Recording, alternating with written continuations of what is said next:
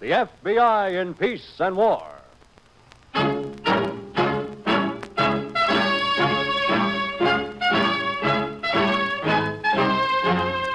Another great story based on Frederick L. Collins' copyrighted book, The FBI in Peace and War. Drama, thrills, action. Tonight's story, Hostage.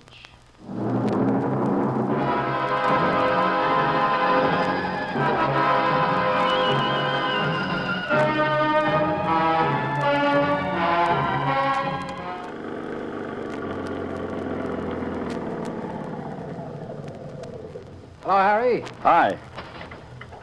Hot day, huh? Yeah, very. What do you got in there, laundry? What else? Okay, Harry, go ahead. See you tomorrow. Right, Joe. See you tomorrow.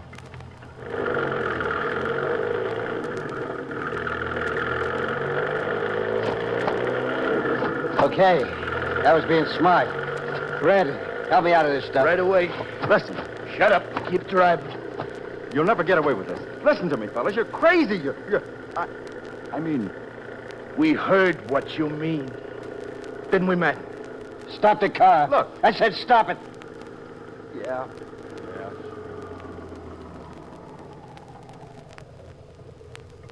Look, what I meant. We heard what you meant. We're crazy to try it. No.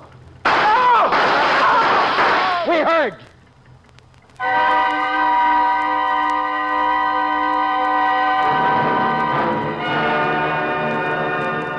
On the afternoon of June 8, 1954, two dangerous lunatics hid in a laundry coach leaving Matamora State Hospital, disposed of the driver, and escaped. A four-state alarm was promptly sent out. Police threw up roadblocks on all the area's highways. Bloodhounds were ordered in from nearby Franklin County, all to no avail. When the governor, soon after, requested Bureau cooperation, the empty laundry coach had been located at the bottom of Beacon Lake. But there was no clue whatever as to the whereabouts of the missing men.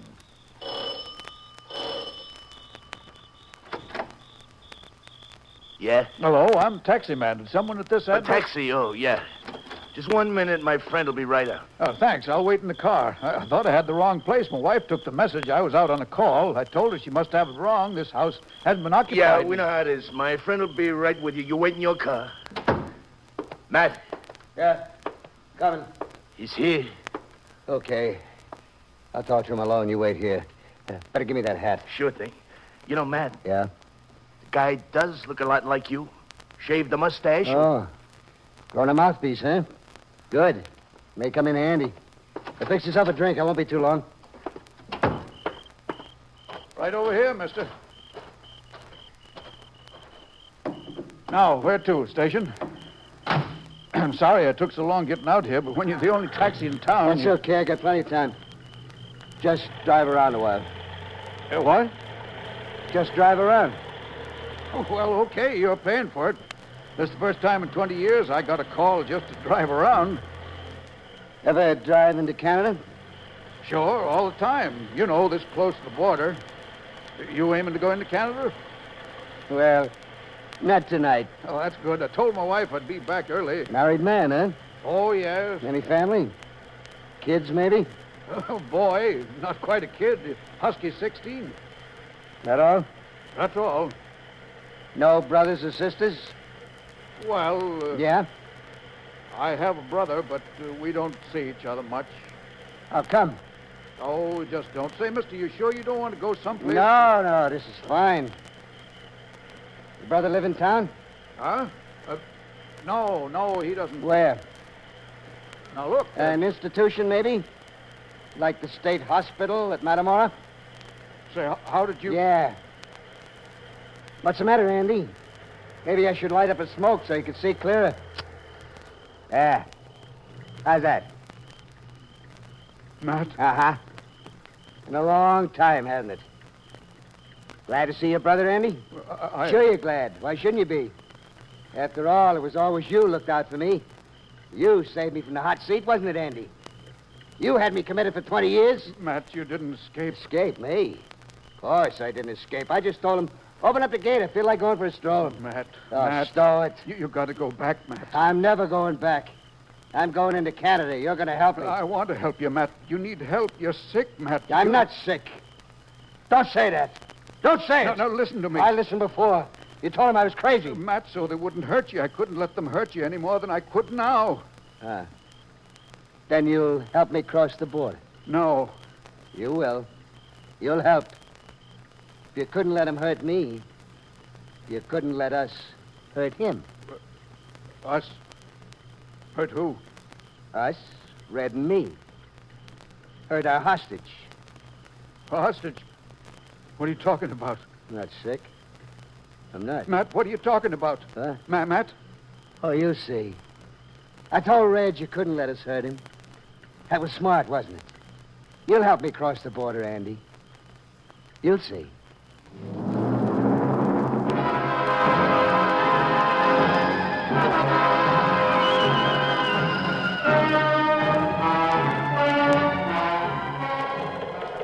Still at large, Matt Tigner and Olin Redmond, escapees from Matamoros State Hospital. All officers are advised to alert police departments and law enforcement agencies in the following areas.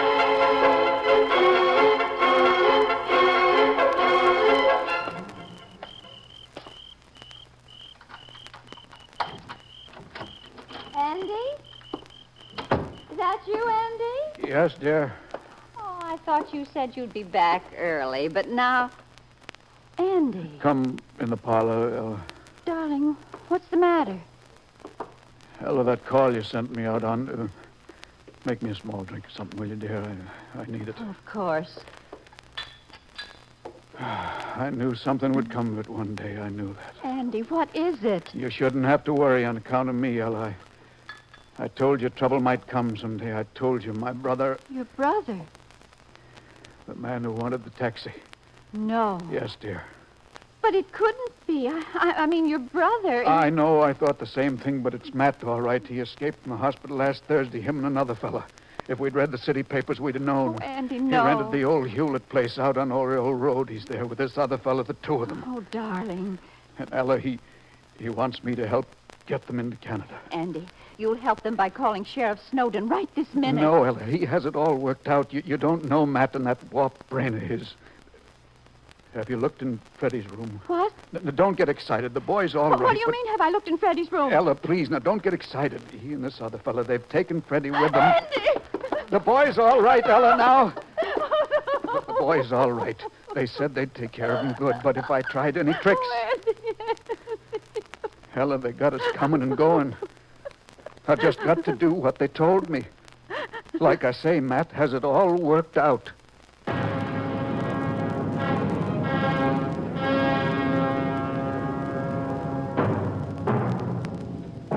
The check made at Matamora Hospital revealed 3 items of subsequent value in our investigation. Matt Tigner was an incurable paranoiac with schizoid tendencies. He had one living relative, a brother whom the hospital authorities had been unable to locate. He had an unusual penchant for cartography. Among the effects found in his room were 2 manila envelopes filled with charts and maps. It was while Agent Reynolds and I were going through the maps that we came across our first substantial clue. Here's another one, Steve. Let's see it. Canada, New England states. Right here, circled in blue pencil.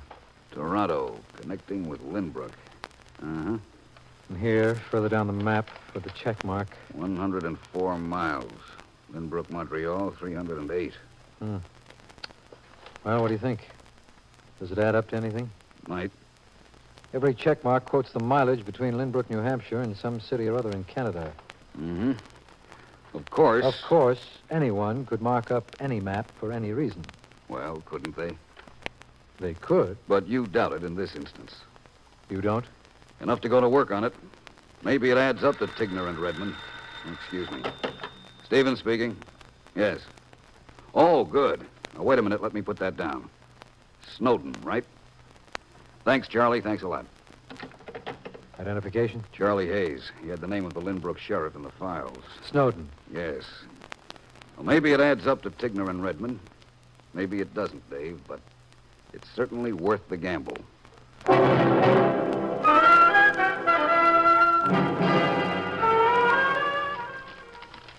And what's this, huh? That's the road to Canada. That X is Canadian Customs. Hey, look at that, Matt. He's got the whole way mapped out. Well, he better, that's all. Yeah. What are these things here? License, car registration. Let's see those. Hair brown, eyes brown, height 5 feet 11. I could fool anyone with this, you know? Sure you could. And with the new mouthpiece. Matt, I really got to get back on home. Oh, you do, huh? Okay, I guess we got everything all set. We'll keep the car here. Red will drive you. I'd rather walk. I can use the air. Suit yourself. Tomorrow, 9 o'clock, I'm taking off. And Andy, Yes? I wouldn't want anything to go wrong on this trip. You know what I mean? I know. Because if anything did go wrong, the boy... Nothing will go wrong because of me, Matt. Okay. Just giving you a little brotherly advice, that's all. Oh, one more thing. What? That wife of yours, she knows she's going with me? Yes, Matt. Yeah, that'll make everything come out real nice and even, won't it? Night, Andy. See you in the morning. Matt, Yeah? you know, I've been thinking, What? if Andy wasn't around, you could be Andy. You've been thinking that, huh? Now, don't get sore, Matt. Who saw? I've been thinking the same thing. You have? For 20 years, I've been thinking it. Ever since my dear brother told those doctors about me. Ever since he turned against me in court. Matt, Yeah? I could fix that, couldn't I?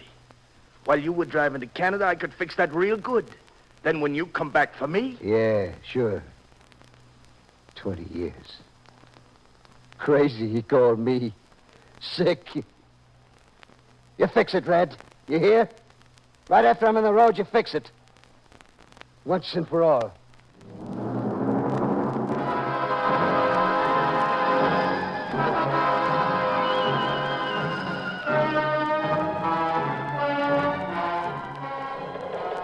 To Snowden, Sheriff, Lynbrook County. Your wire received. Agent Reynolds and I leaving for New Hampshire at once. Hold all action pending our arrival in Lynbrook. Sign it, Stevens.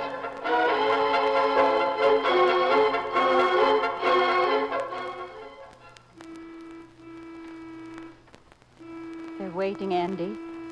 I'm going with them. I'll be back. Andy. I can't let you go, Ella. I can't. Andy, if I don't, I know. I'll be back, darling. Kiss me. If I shot them down, if I took a gun and shot them Don't down... talk that way, please. Ella. Promise me. I won't let you do anything that might harm Freddie. I Ella, won't. stop it. Oh, promise me, Andy. Don't do anything. All right, Ella. Andy, hold me close. Darling. They're waiting for me, Andy. I'm going out.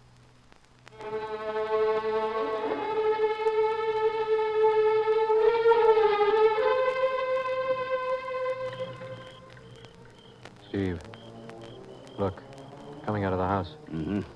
Tigner's wife, Sheriff. That's right. That's Ella. And you're still certain the man in the car is her husband?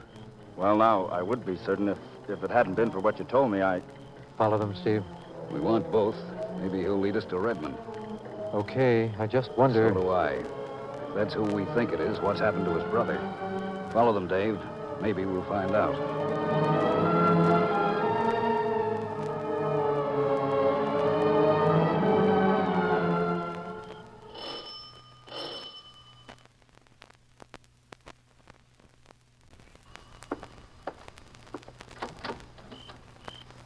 Hello, Andy. Okay if I come in? What happened? What are you doing back here? I thought... I know what you thought, Tony. I don't like long trips. I get car sick. You didn't go with them? There was some unfinished business this side of the border to take care of. Let's go to the parlor. We can talk in there. Look, Uh-huh. It's real. And it's loaded. In the parlor, okay? Okay. Yeah, this is fine. Sit down. What do you want, anyhow? Me? I don't want anything. Your brother wants something. My brother? Yeah. He didn't happen to call yet, did he? Before I got here. Call? Yeah, he's gonna call as soon as he's safe across the border. Then this gun goes off and your worries are over. What? That's what Matt wants. Hey, Scotch. My very own brand. Maybe you and me should have a drink with take the edge off. Matt wants you to... That's the idea. No drink, huh? But why? You can't figure it. You let them send your own flesh and blood away. Matt would have got the chair if it hadn't been for If me. it hadn't been for you, he wouldn't have spent 20 years. But 20 years, he's waited to get even. I see. And so you... That's the idea. It's too bad you won't have a drink. This sort of thing, it's better. It goes friendly like. And you really think you could get away with a cold-blooded killing like this? Yeah, I think I could. Don't you? I think you're as crazy as Matt. I think you're stark raving. I don't like that kind of talk. I don't like that. All right. That'll be Matt. Lift it. Me? If it's somebody else, hang up. If it's Matt, I'll speak to him. You heard what I said. Lift it. Hello? Tigner, this is a federal officer speaking. Try to act calm and listen. I know Redmond's with you. What? Who is this? We've apprehended your brother. Your wife and your son are safe. Agent Reynolds should be at your house in another few minutes. Can you stall Redmond? No, you have the wrong number. You can't stall him? I'll try. I'll try to get the operator for you. Listen to this. Redmond has a sadistic personality trait. Cater to him. Let him play cat and mouse with you. Can you do that? I'll try. What is it? It's the wrong number. Can you do that, Tigner? Hey, give me that thing. Hello. Mister, you're sure this isn't Maine 4105? Yeah, I'm sure. Wrong number. Tie up the line. What is that? Well, okay, where were we? Red, Yeah. Yeah, what? Could I change my mind about that drink? Huh? I could use one. Yeah? I really could use one. Couldn't you? Sure I could. I told you, see? Sure, you could change your mind. I told you, this sort of thing, it's better. It goes friendly like. After all, you're Matt's own brother. I wouldn't have it any other way.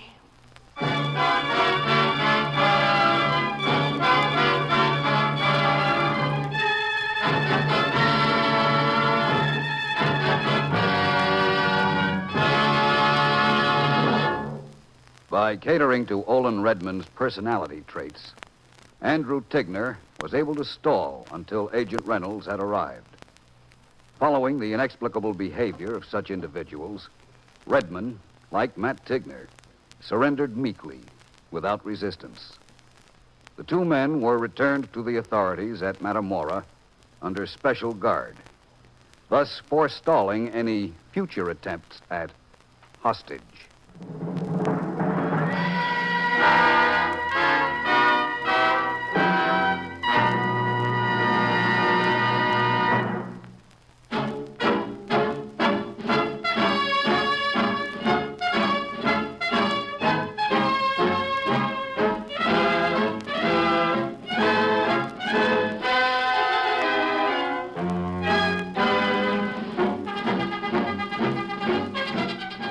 In tonight's story, Bill Smith played the part of Andrew Tigner, and Frank Reddick was Matt Tigner.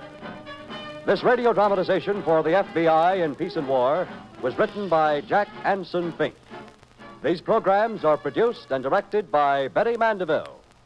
All names and characters used on the program are fictitious. Any similarity to persons living or dead is purely coincidental. This program is based upon Frederick L. Collins' copyrighted book, The FBI in Peace and War, and the broadcast does not imply endorsement, authorization, or approval by the Federal Bureau of Investigation.